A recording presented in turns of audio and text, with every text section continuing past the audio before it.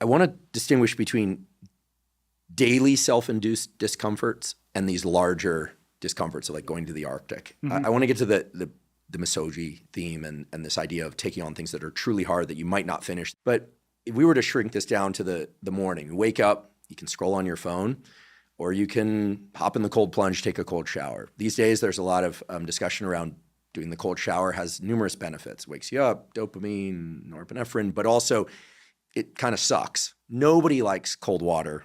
If you do, send me a note because I'll send you a neurologist's phone number. But we all like the feeling of getting out of it. Mm-hmm. But what are some things besides cold showers and exercise, which I do believe everyone should do and get sunlight, et cetera, that we can do on a daily basis, morning or in the afternoon if we're feeling just kind of low, besides cold showers and exercise and sunlight that are hard? Like, is it if I love eating strawberries and I hate putting, like I leave the hulls in weird places without even realizing it, and I'll walk by a hull of a strawberry and I'm thinking, this morning I thought, oh, my Easter's gonna laugh at me. I'm like, I gotta pick this thing up. I'm not just scattering them around my home, by the way, but I'm like, what is it? Like, we create these barriers to doing the simplest of things. Mm-hmm. So what are some difficult things that we can introduce to our daily routine that have been shown to make us feel better besides exercise, sunlight, and cold water? Yeah. So sort of my big picture answer here is my Substack is called the 2% newsletter. And I'll tell you why it's called 2%. So there's this study that found that only 2% of people take the stairs when there's an escalator available. 2%. Now, 100% of people know that if they were to take the stairs, that would be better for them, right? They get a better long-term return on their health, on their well-being, and yet 98% of people do the easier thing that could actually hurt them in the long run in the context of this environment where we don't move enough. So this tells me that we're sort of wired to do the next easiest thing. But living better in modern life often requires doing these slightly uncomfortable things that are just so obvious and in front of us. And it's like, you have to get to the second floor. So which route are you going to take? You're going to take the one that's a little bit uncomfortable now but improves your life in the long run? Or are you going to do the easy thing that might actually hurt you in the long run? So that to me is just a metaphor for like, how do you improve in daily life, right? In the trenches of daily life, how do you improve? So I try and apply this to as many different areas in my life as I can. It's like, if I can make something just a little bit more uncomfortable, I'm not talking about extreme, do the slightly harder thing that I know will give me a long-term return, I got to take that.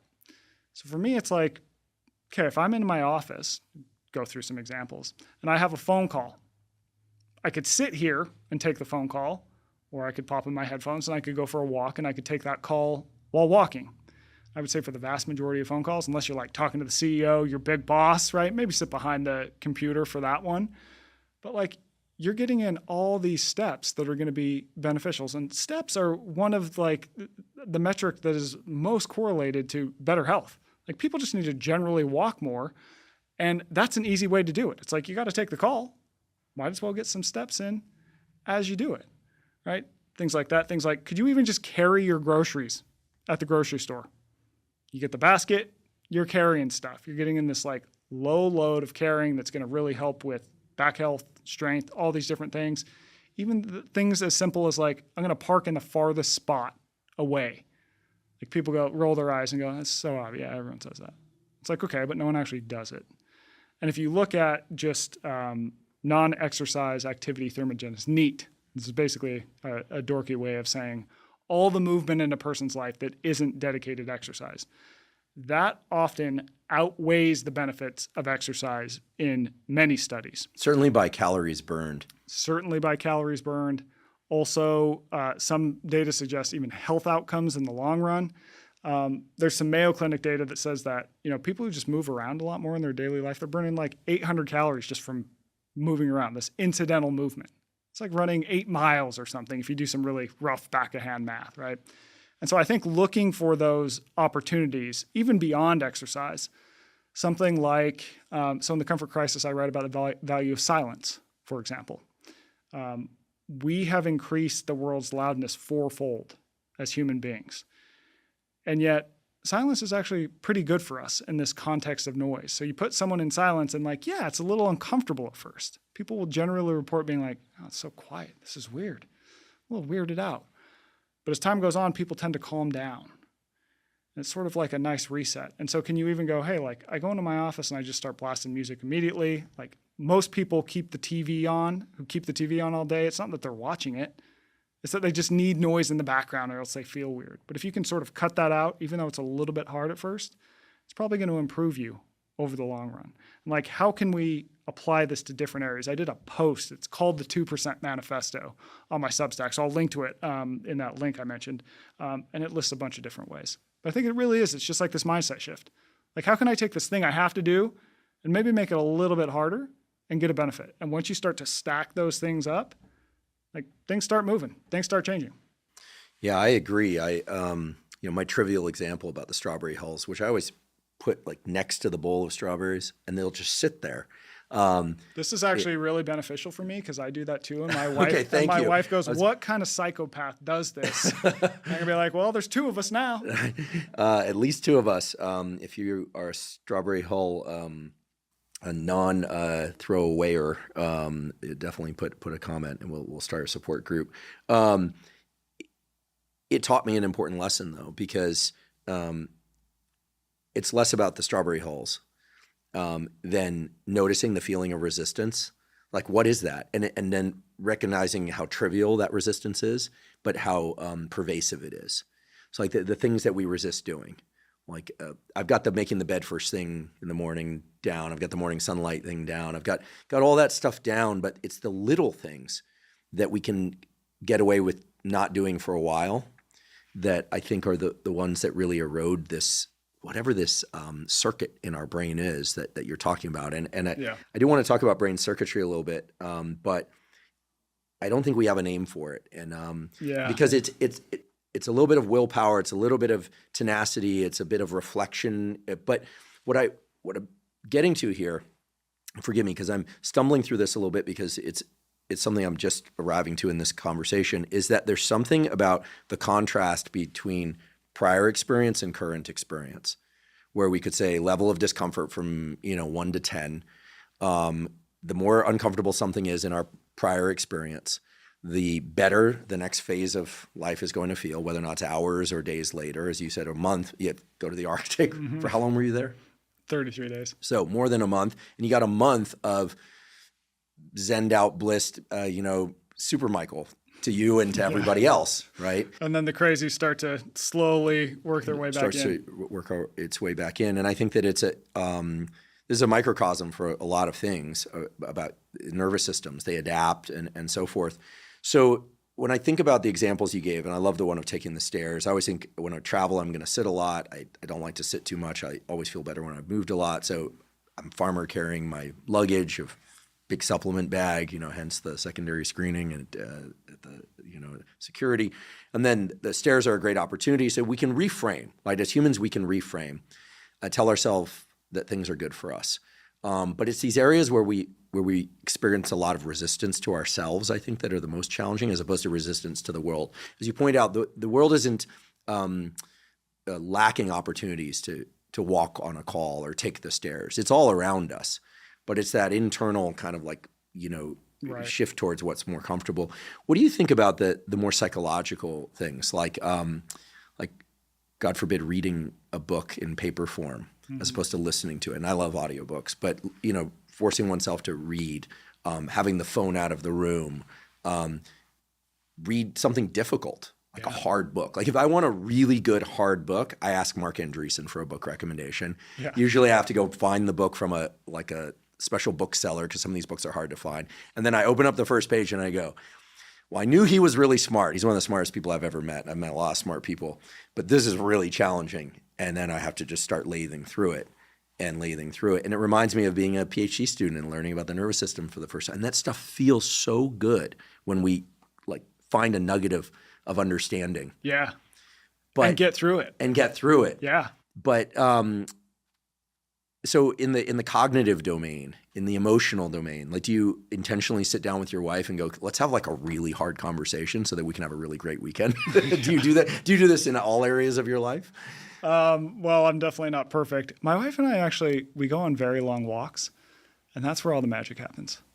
There's something about walking as a couple. We'll do like 12 miles on a Saturday, 8 to 12 miles on a Saturday. Those are long walks. Yeah. And you got like 4 hours together. And, the first hour, you're just kind of this and that. And, how was your work week? It's good. How was yours? And then like by hour 2, you're getting into like the deep and the gritty stuff. And I think there's something about forward ambulation with other people that is really life-giving. And there's something even sort of spiritual about it and the amount of connection that you can get from people. So that's something that we definitely do. And I don't think those conversations would come if we were like, let's sit on the couch. Okay, we'll turn on this Netflix show. Hey, how are you? Like, the shit just wouldn't happen, right? And yeah, the walk's a little bit harder, of course. But magic happens there. I would also say there's a section in the Comfort Crisis, and I've written about this a little bit in my other book, Scarcity Brain, as well, where I talk about the value of boredom. So boredom is effectively this evolutionary discomfort that tells us, go do something else. It's neither good, it's neither bad. It simply tells us whatever you're doing right now, the return on your time invested is running thin, go do something else. So in the past, if you think of us, say, we're out foraging for food, and we're in this one area, and we can't find anything, there's nothing, boredom would kick in because we're not getting a return, and it would say, well, go do something else. And we'd probably go say, okay, well, what if we try fishing this river or something, right? And I think what happens in modern life is that when that evolutionary discomfort that tells us to go do something else kicks in, that something else is this like really easy, effortless escape. And it's in the form of a cell phone, it's Instagram, it's whatever, right? It's like this hyper stimulating content. But I think that sort of sitting with boredom and leveraging it to see where else it might take you beyond a screen can be really valuable. Yes, it's uncomfortable. But I've found I get my best ideas, and I think that there's centuries of thinkers who would say the same. Like, my best ideas come when I've sort of removed myself from outside stimulation, and yes, like my mind wanders, I'm bored, but then bam, some magic happens. One point of messaging around screens today that I wanted to touch on too is that like there's so much media around cell phones and like you got to use your cell phone less. Here's a million different ways to use your cell phone less. Yes, that's important. Yes, we should all do it. But I think it misses a big point. And that is, if we take, let's say, 2 hours off our phone screen time, what happens is that people often get bored and they go, well, shit, what am I going to do? And then they turn on Netflix. Not much different, right? It's not an algorithm, no, but you're still just like taking this information that is being beamed into you rather than seeing what else the world can offer you and sort of coming up with your own ideas and creativity. So I like to say, rather than focusing on less phone, I like to think more boredom. Get yourself in a space where like boredom's going to kick on. It's going to be uncomfortable. Your mind's going to wander, and you might find some good ideas. Yeah, you'll have some weird stuff in your brain. Of course, that's what happens when your mind wanders. But I think you can find some interesting things out there. Does boredom include reflection, or it's true boredom like, ugh? I think we need to be removed from the hyper-stimulating stuff that we often, when we get that moment of, I've got nothing to do, like stand in a grocery line, right? What do people do? Everyone's on their cell phone. Like we can't just like sit with our thoughts for more than 3 seconds. So I think even just having the moment where you go, okay, gonna do nothing. Might get a little weird, might get a little uncomfortable, might be a tiny bit bored, but like your mind's gonna go some interesting places that I think can be productive in the context of today. Well, I'm chuckling because what were your thoughts on the brief appearance of the raw dog flight experience that showed up last year? Did you see that? Where guys were posting online, it did seem to be guys, saying that they quote unquote raw dogged, terrible use of language. I didn't pick it. They would do a 10-hour flight or a 6-hour flight with no media, just sit there as a kind of sign of their toughness. I thought it was kind of interesting. Here's what came out of that is my wife said, the hell? These guys are weak. She's been doing that ever since I knew her. She literally sits in that seat and she turns on the flight screen map and she just zones into that. I'm like, you're a crazy person. No, it turns out she's just like the original raw dogger.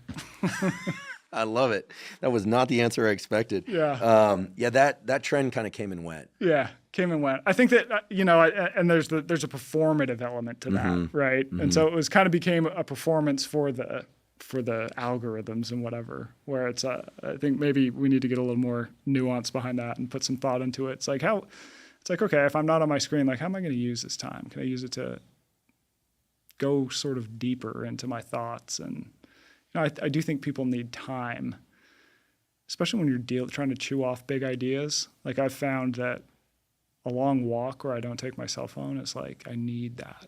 And I think there's a lot of anecdotes historically that good ideas come from these moments where that's all you're focused on. Maybe you're on a walk, you're just kind of sitting and just peeling away the layers.